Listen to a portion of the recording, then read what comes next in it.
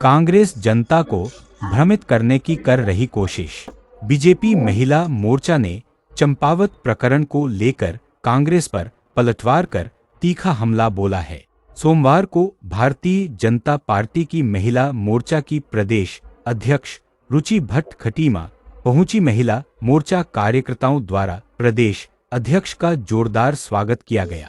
जिला अध्यक्ष डॉक्टर विनीता सक्सेना के नेतृत्व में एक महत्वपूर्ण प्रेस वार्ता आयोजित की गई।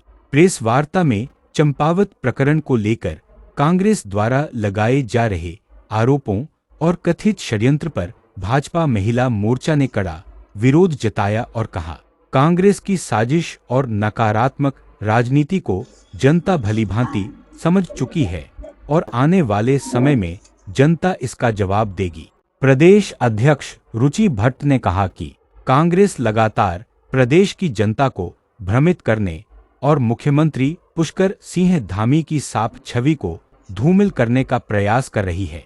उन्होंने कहा कि चंपावत मामले में जांच एजेंसियों द्वारा कई तथ्यों का खुलासा किया जा चुका है, जिससे कांग्रेस की राजनीति पूरी तरह बेनकाब हो गई है। प्रदेश महामंत्री रश्मि रस्तोगी ने कहा कि महिला मोर्चा ऐसी किसी भी साजिश को नाकाम करेगी और आने वाले चुनाव में कांग्रेस को इसकी कीमत चुकानी पड़ेगी। जिला अध्यक्ष डॉक्टर विनीता सक्सेना ने कहा कि भाजपा महिला मोर्चा हमेशा महिलाओं के सम्मान, सुरक्षा और अधिकारों के लिए मजबूती से खड़ा रहा है। उन्होंने कहा कि मुख्यमंत्री पुष्कर सिंह धामी के नेतृत्व में प्रदेश सरकार महिलाओं के उत्थान और विकास के लिए लगातार ऐतिहासिक कार्य कर रही है।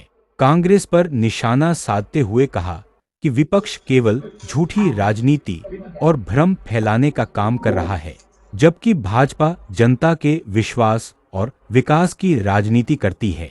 इस अवसर पर महिला मोर्चा की प्रदेश कार्यालय प्रभारी बबली चौहान, जिला महामंत्री प्रीति धीर, जिला उपाध्यक्ष नीलू गुप्ता, चंपावत सह प्रभारी विमला मंडेला, हेमा जोशी, शकुंतला मंजू नेगी, रेखा सहित कई पदाधिकारी और कार्यकर्ता उपस्थित रहे। ये विषय चंपावत का विषय है और निरंतर हम लोग इस बात को पोर्ट्रे कर रहे हैं और देख रहे थे कि कैसे कांग्रेस पार्टी ने एक विषय को, और वो भी एक गलत विषय को, जो कि एक षड्यंत्र का रूप जिस विषय ने लिया है, उसको ऐसे बनाकर पोर्ट्रे किया है कि जैसे वो घटना हुई है। 6 तारीख को जो घटना एक बच्ची 16 साल की बच्ची के साथ जो एक प्लानिंग और प्लॉटिंग के तहत, एक मैं कहूँगी जघन्य कृत्य प्लानिंग और प्लॉटिंग से किया है, उस बात की हम लोग चर्चा कर रहे हैं। चंपावत में उस बच्ची के साथ उसको बहला फुसलाकर, उसको सिखा पढ़ाकर उसको बोला गया कि आप ऐसे कहिएगा कि आपके साथ दुष्कर्म हुआ है, और उसके तहत एक जो 6 तारीख को एक जो केस था वो रजिस्टर हुआ और पॉस्को के तहत वो केस रजिस्टर हुआ। उस पर फिर हमारे जो अधीक्षक, पुलिस अधीक्षक महोदया हैं, उन्होंने एसआईटी बिठाई, 10 जनों की एसआईटी की टीम बैठी और पूरी विवेचना हुई। बच्ची का मेडिकल हुआ और उसके बाद उसके मजिस्ट्रेट बयान हुए।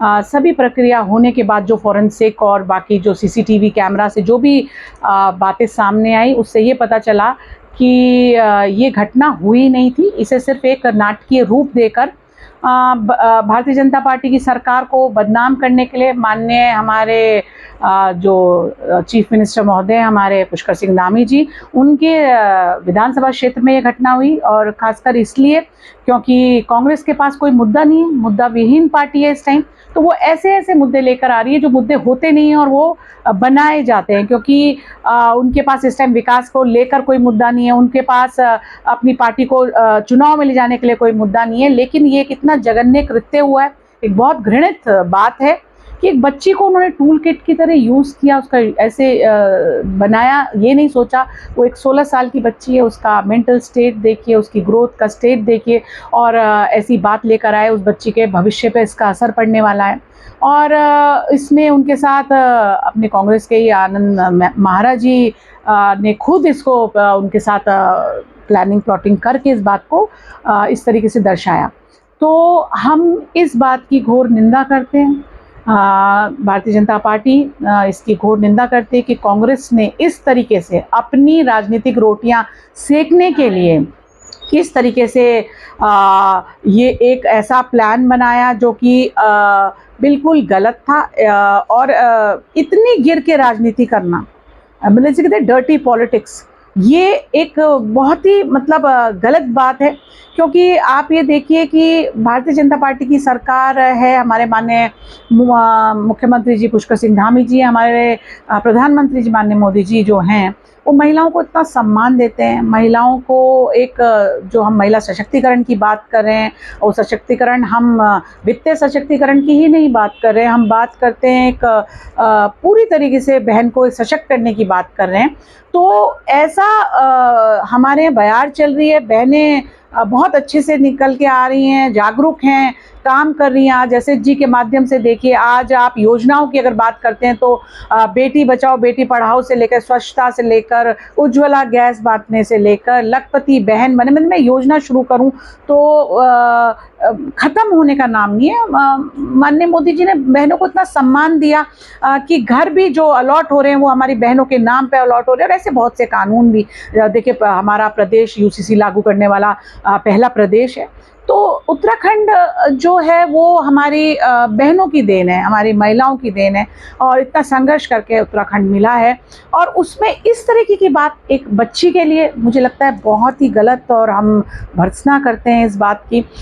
जैसे कि उन लोगों को लग रहा है कि उनके पास कोई मुद्दे नहीं है। पहले उन्होंने मुद्दा उठाया बेहड़ जी की बातों का, फिर उन्होंने यू टर्न लिया, फिर अरविंद पांडे जी की चिट्ठी को लेकर उन्होंने फेक लेटर को लेकर करा, अब इसमें भी उन्होंने दुनिया भर की चीज़ें लेकर आए हैं। तो मुझे लगता है कि राजनीति करें, स्वस्थ तरीके से करें। आपको चुनाव लड़ना है तो स्वस्थ तरीके से आपको लोगों के बीच जाना होगा, और आप वोट मांगिए, मेहनत करिए, वो अलग बात है। लेकिन इस तरीके से प्रपंच रच के आप करते हैं, उससे आपका स्टैंडर्ड गिरता है राजनीति का, और कुछ नहीं होता। और बहनें आप पे और विश्वास नहीं करेंगी, क्योंकि अभी आपने जैसे देखा जो बिल 23 में पास हुआ था, उस संशोधन के साथ अब आना था, क्योंकि 2029 से वो लागू हो सके, इसके लिए मेहनत करनी थी हम लोगों को, और पूरा डिलिमिटेशन वगैरह देखना था। लेकिन ये बिल गिराया गया कांग्रेस के द्वारा, और तब भी एक परिहास के तौर पे कांग्रेस और सहयोगी दलों ने ये किया। तो बहनें पहले ही आक्रोश में हैं कि जो अधिकार उनको मिलना था, जो पॉलिसी मेकिंग में हम कह रहे थे कि बहनों को जगह चाहिए, और हम कोई अपने अधिकार को ही मांग रहे थे, और अच्छा हो सके इसके लिए बहनों को आगे लाने की बात थी। क्योंकि आप देख ही रहे कि पंचायतों में 50% आरक्षण था, लेकिन फिर भी 60% के लगभग बहनें चुन के आई और बहुत अच्छा कर रही हैं। तो भारतीय जनता पार्टी ने हमेशा बहनों को वो सम्मान दिया है। बहनों के लिए हम लोग काम करने के लिए आगे, हमारी सरकार काम करना आना चाहती है आगे। तो लेकिन इस तरीके की राजनीति करना एक बहुत ही घृणित सोच के साथ राजनीति करना है।